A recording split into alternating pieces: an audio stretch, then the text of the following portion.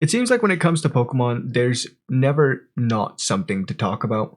For example, Logan Paul just sold an insanely expensive card. I think it's now the #1 most expensive sold trading card. While that's pretty neat, and the guy that bought it off of him also stated that he wanted to buy the Declaration of Independence.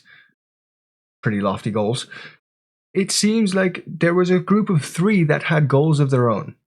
To rob a store, Pokemon store specifically. So these 3 stand-up citizens with clearly no jobs ended up going ahead and robbing this Poke Court. They ended up taking about $116,000 worth of Pokemon collectibles, which is not a small haul. They ended up making it out with a bunch of different slabs, even sealed card packs that were protected because they're extremely valuable just as they are. They even ended up taking this one right here, which seems to just be a gift from a customer that they received on their grand opening. Just a gift that a loving customer gave to them to say, hey, this is exciting, I'm super excited for you guys, and this is to show you a little bit of love. So while plenty of cards were stolen, valuables, customers were traumatized, no customer was hurt, which at least is a good thing that you can take from this. I did end up seeing a clip from someone who was at the Poke Court. They were holding an event, a community event, a completely free event where people can come and just decorate their slabs, make it their own, right? Hi, everyone. I'm struggling to even put this into words, honestly. So last night, at the top loader decorating event I was hosting at Poke Court, 3 men came in and robbed the store at gunpoint. Thankfully, everyone is okay. Just shaken up. And this was a free event for our community. It's just something to give back to the community. And it breaks my heart that something as wholesome as arts and crafts for Pokemon cards could have something happen like this. Clearly not a very easy thing to go through. Personally, a little bit antisocial.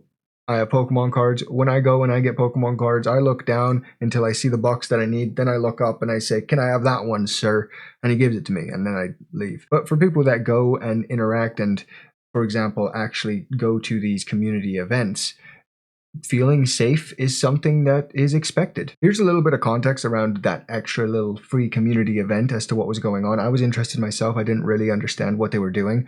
Essentially, they were just decorating slabs like this, customizing it, personalizing it, making it their own. I ended up going over to their Instagram to see if there was any more information on the robbery and what exactly went down, how it happened. There was a little bit of a video, and it seems like they just went on a smashing spree.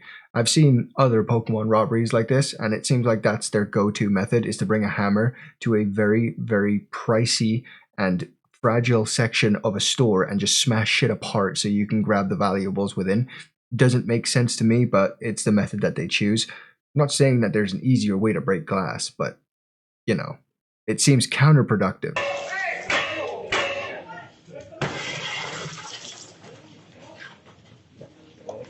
Definitely not a long video, but it definitely goes to show you the mentality of a Neanderthal when he's in heat trying to get some Pokemon cards. Now, the reason why I'm even talking about this isn't because I heard about it in an article. What I heard about was Nintendo going after the Poke Court because they obviously caught wind of what was happening. They obviously heard through the branches and decided, that's too risky.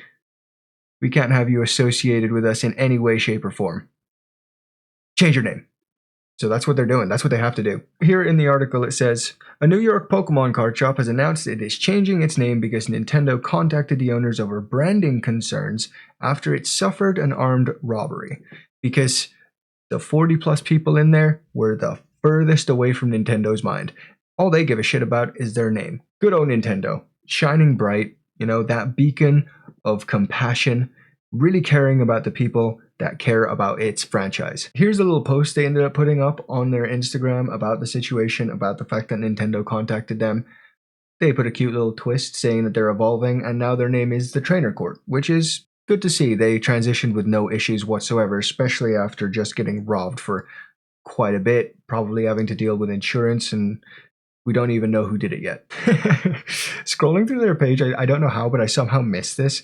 This goober couldn't even break the glass with the hammer. They ended up getting another little camera angle, little clip that they put out there. And this guy is trying for his dear life to break the lock on this glass, and he just can't.